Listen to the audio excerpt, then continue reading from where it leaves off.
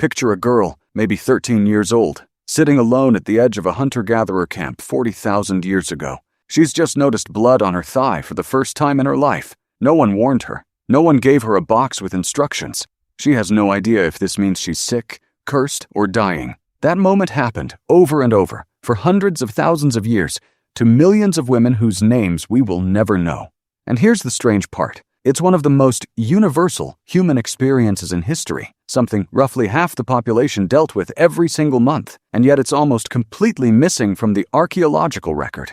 So how did ancient women actually get through it? The answer turns out to be stranger, and more surprising than you'd expect. Let's start with the obvious problem. What did she actually use? There were no pads, no tampons, no plastic wrapped in tidy packaging. Based on what we know from more recent hunter-gatherer and indigenous societies studied by anthropologists, groups like the San People of Southern Africa, or various indigenous Australian communities, the likely answer is whatever soft, absorbent material the land provided. Moss, soft bark fiber, grass, animal hide, sometimes softened by chewing. Some cultures rolled and folded these materials the same way you'd fold a cloth, then simply changed and washed them. Here's the problem, though, and it's the same problem archaeologists run into again and again with this topic. None of that survives. Moss rots, hide decomposes, blood-soaked plant fiber vanishes within years, let alone tens of thousands of years, which means almost everything we think we know here isn't dug out of the ground.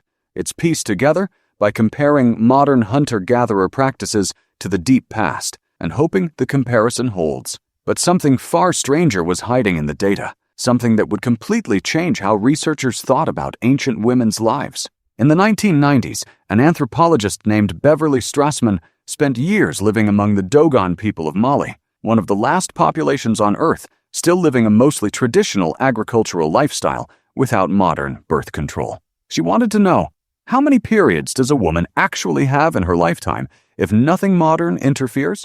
The number she found was shocking.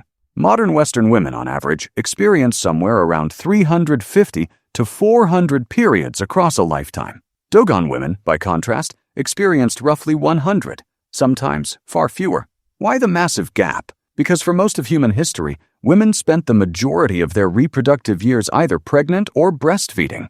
And breastfeeding, done frequently and for years at a time, naturally suppresses ovulation. Add repeated pregnancies starting young, and a woman's body might go years, sometimes back-to-back, without a period at all. That single insight quietly rewrote the assumption at the center of this whole question. Ancient women likely weren't managing monthly periods for decades the way modern women do. For much of their adult lives, many of them may have barely had periods at all. But when periods did happen, after weaning a child, in years without pregnancy, or simply due to individual variation, communities had to deal with it somehow. And this is where things get culturally fascinating. Across an enormous range of unrelated societies, from parts of Nepal to indigenous nations in North America to communities in West Africa, one pattern shows up again and again: separate spaces for menstruating women, sometimes called moon lodges, sometimes menstrual huts. These were physical structures set apart from daily living space, where women would go during their period. Now here's the part worth sitting with, because it isn't simple. In some traditions, these spaces were framed around fear and impurity, the idea that menstrual blood was dangerous, contaminating, something to be isolated. In others, especially some indigenous North American traditions, the exact same practice was framed almost the opposite way. Menstruation was seen as a time of heightened spiritual power, and the lodge wasn't a punishment, it was a retreat, a break from labor, a space for rest, reflection, and connection with other women. Same basic structure, completely different meaning, depending entirely on the culture doing the interpreting. Which brings us to one of the strangest, most debated clues in this whole story: red ochre. At sites like Blombos Cave in South Africa, archaeologists have found evidence that humans were grinding and processing red ochre pigment, a naturally occurring iron-rich mineral, as far back as 100,000 years ago. It shows up smeared in graves, painted on cave walls, worked into tools clearly meant to produce it in bulk. Some researchers have proposed something provocative, that ochre's deep red color may have symbolically connected to menstrual blood and fertility in the minds of ancient people, possibly tied into early ritual or even early record-keeping of lunar and menstrual cycles. It's a compelling idea. It's also, to be clear, heavily debated, There's no direct proof ochre use was specifically about menstruation, rather than simply decoration, hunting camouflage, or sun protection.